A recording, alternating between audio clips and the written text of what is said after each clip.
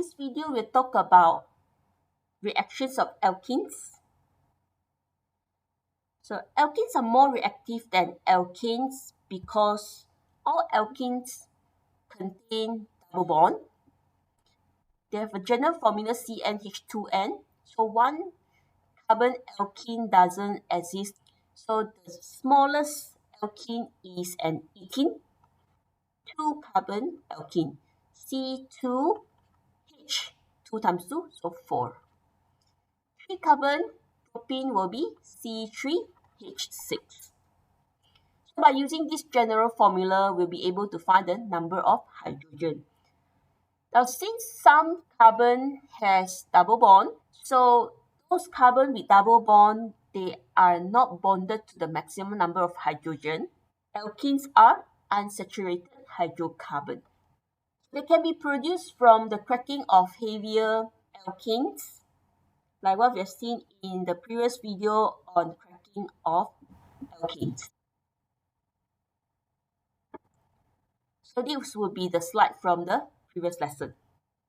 So alkenes are more reactive than alkanes because of the presence of the C double bond. So when a reaction occurs, what happens is the pi bond is broken because sigma bond is stronger than pi bond. Pi bond is the sideway overlapping of two p orbitals. So pi bond is the one that is broken. So alkenes often undergo addition reaction. Always reacts with another reagent. At the end, we get only one product. So just because alkenes are unsaturated, they undergo addition reaction. Alkenes undergo electrophilic addition because they are attracting electrophiles. They have the double bond.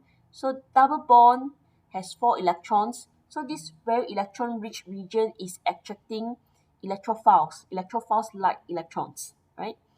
So they often attacked by electrophiles.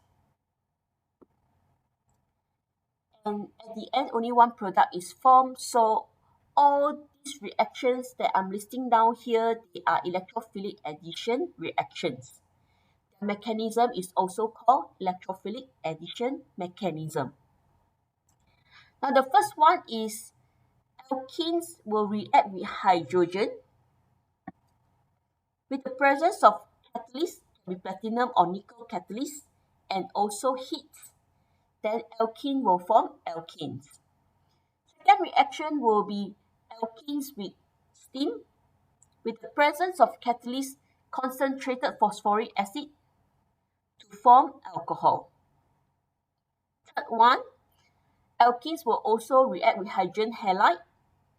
HX can be HCl, HBr, Hi. All gaseous form. At room temperature, this reaction has very low activation energy.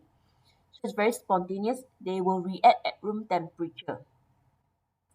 So at the end, we get halogenoalkane. Alkenes will also react with halogen, Cl2, Br2, I2. We get dihaloalkenes. Now we'll go through this one by one in detail. And at the end of this video, you are going to learn the mechanism. We will write the steps in the mechanism to describe what is happening in the reaction. Now the first one, hydrogenation. The reagent is hydrogen gas. Catalyst is also used, can be platinum or nickel solid, the finely divided one because we want to increase the surface area. And we need to heat. Since catalyst is used, that means this reaction has very high activation energy, so heat is also used. So all alkenes will react with hydrogen in the presence of catalyst and also heat to produce alkane. So from unsaturated hydrocarbon to saturated hydrocarbon. So the hydrogen atoms in the H2 molecule, each of them is added to the carbon that was initially sharing the double bond. So I'm just giving ethene as example, but any alkene with a double bond can undergo this reaction. So what kind of question will be asked in the exam? They will ask you, they can give you this reaction and ask you what is the reagents and conditions. So write all these for reagents and conditions. Or they can give you alkene and hydrogen with these conditions and ask you to write the product. Or you are given the product and you suggest the reactants. So any part of this slide can be asked in the exam question.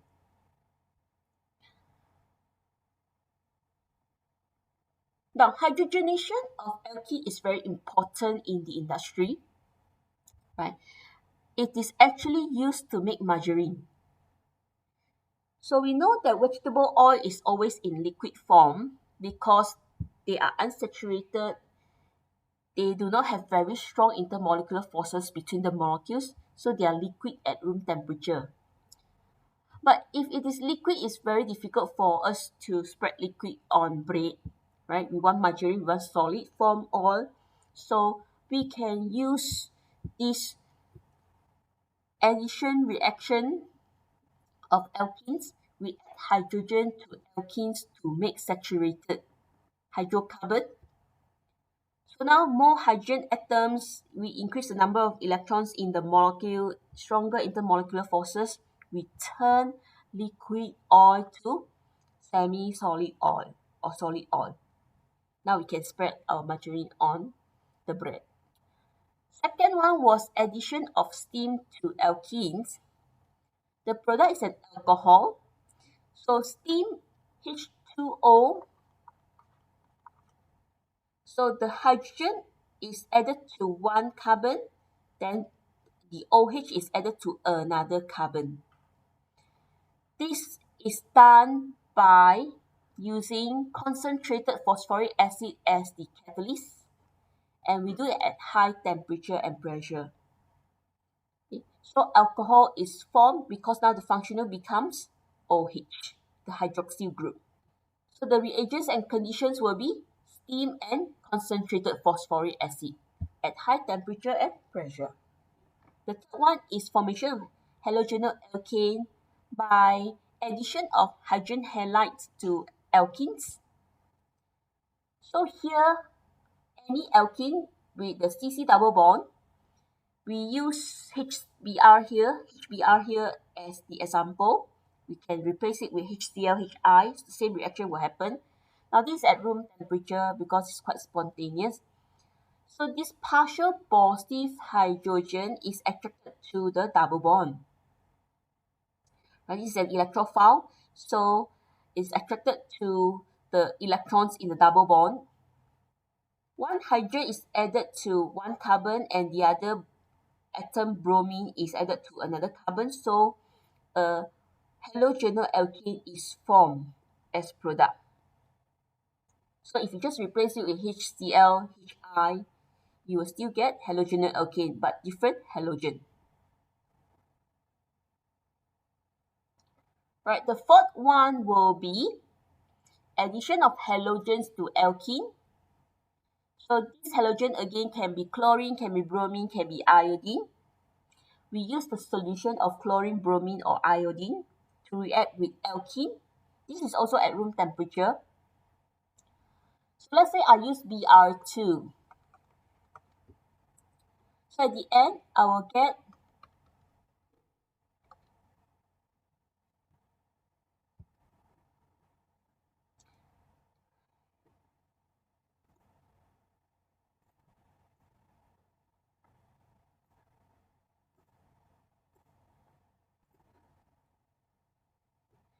so bromine atoms are added to each carbon.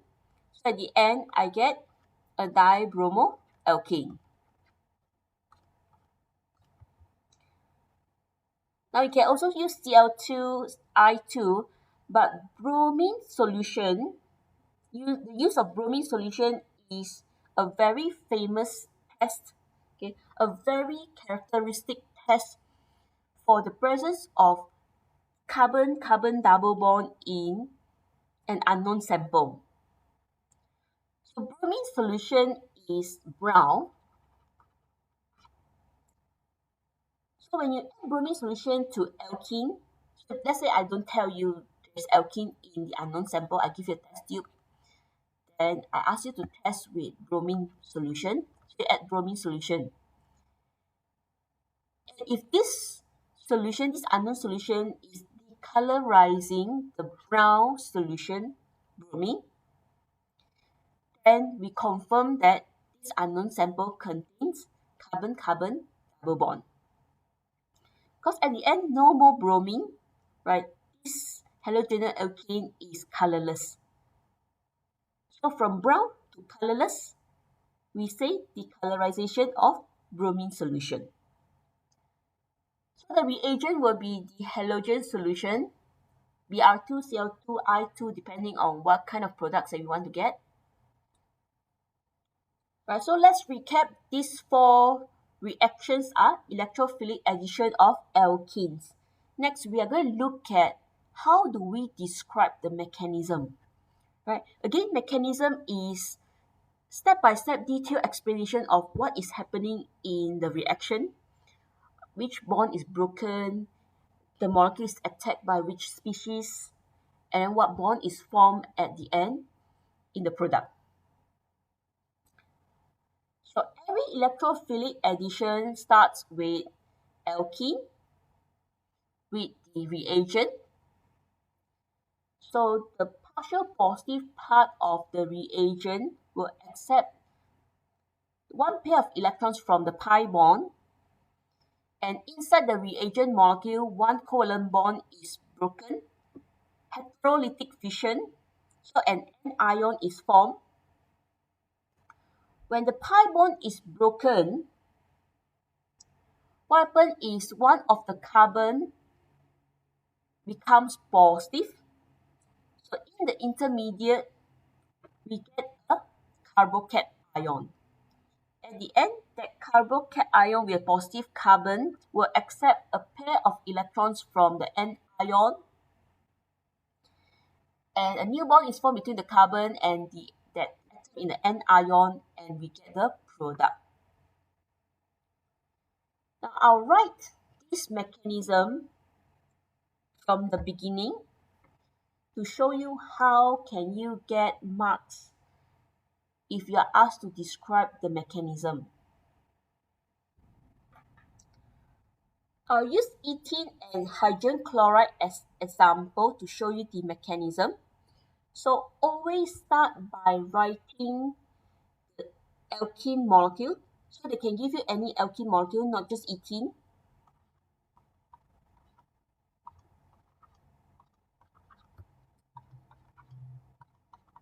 Show the double bond between the two carbon and also the other atoms. Write the reagent molecule right below the alkene molecule. Show the partial charges on this reagent molecule. Hydrogen is less electronegative, chlorine is more electronegative. So partial positive is on hydrogen, partial negative is on the chlorine. So make the partial positive atom closer to the double bond. So step number 1, we are going to show how the pi bond is broken. HCl is attacking the alkene molecule.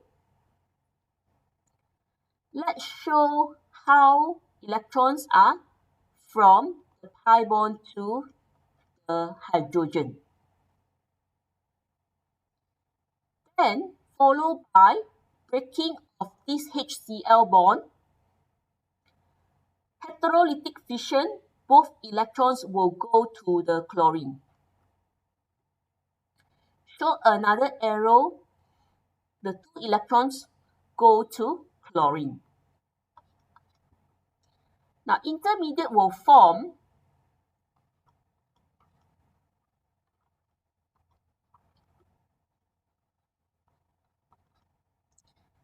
So pi bond, the 2 electrons accepted by hydrogen.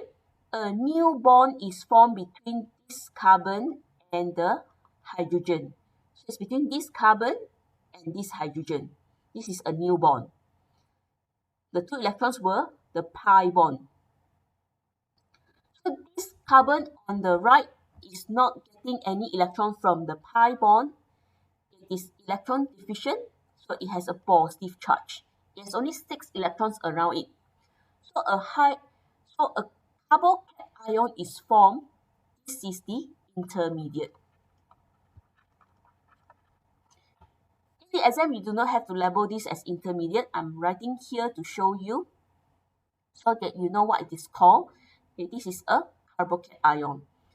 Now remember just now this chlorine took both the electrons away. So it became an anion. So these 2 electrons from the bond became one of its lone pair electrons. Show the lone pair electrons. Now this reaction is not complete. Now this positive carbon will accept these lone pair electrons from the anion. So let us show the lone pair electrons going to the positive carbon.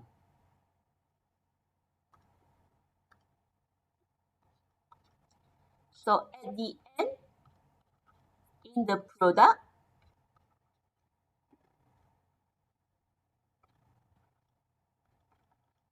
a new bond is formed between this carbon and this Cl by using this lone pair electron. So chloroethane is the product. Now if you realize, I always show the arrow from the electron to another atom, from the electron to another atom, from the electrons to another atom. Because in all reactions, electrons are moving. Electrons are being transferred, electrons are being shared, electrons are being donated, electrons are being accepted. Nucleus contains the protons which are not moving, so we always show the movement of electrons. So it is always from electron, it always starts from electron to another atom, not the other way around. And all the arrows must be curly because we are showing movement. Curly arrow, curly arrow, curly arrow. Not straight arrow, yeah? Straight arrows are for equations. So this will be electrophilic addition mechanism for all electrophilic addition reactions of alkenes. So you can use the same mechanism for all electrophilic addition of alkenes. Whenever they say describe the mechanism, show the mechanism between an alkene and another reagent, if you can recognize that it's an electrophilic addition reaction, then please use this mechanism. Now I'm going to show you one more example. This time I'm going to use ethene again, but this time the reagent is bromine, Br2. We are going to use the same mechanism. This time we'll write faster because we have learned it, we have done it slowly just now.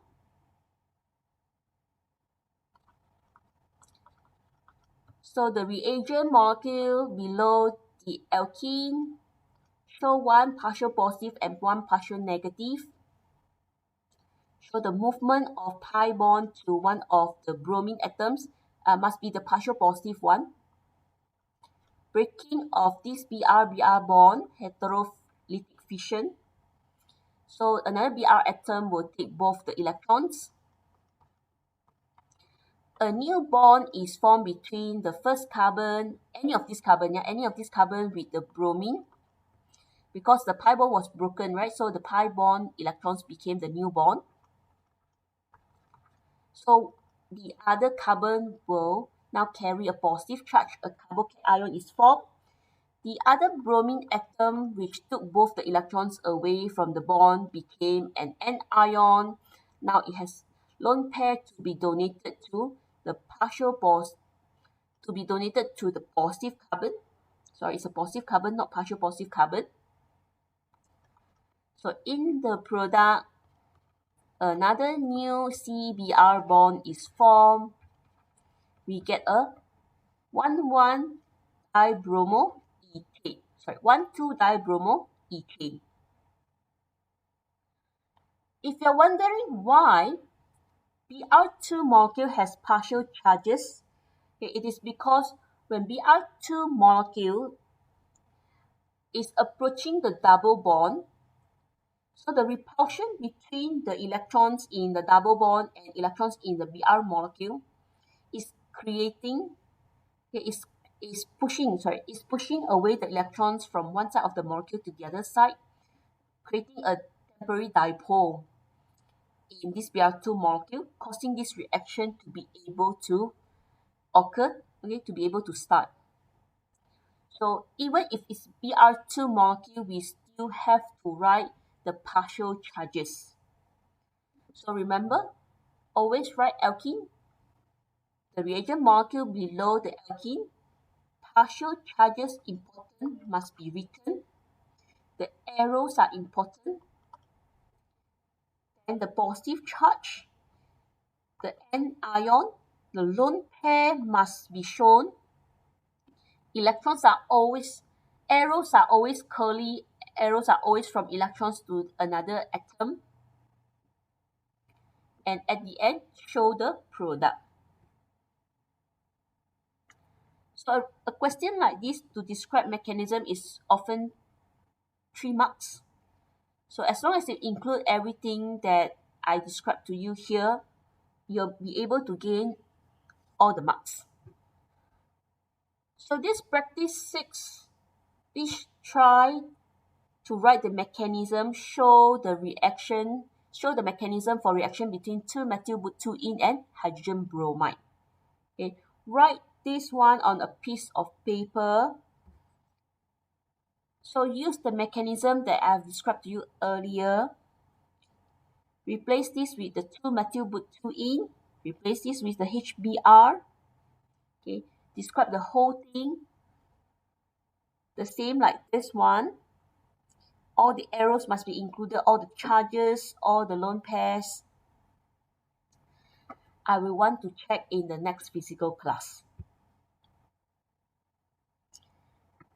Now, if you are done with practice 6, you can also try practice 7, which is slightly more challenging because I gave you cyclohexene as the alkene. So write the mechanism also for cyclohexene and hydrogen chloride. If I'm unable to do this one for a cyclic compound, okay, I'll show you also in the next physical class.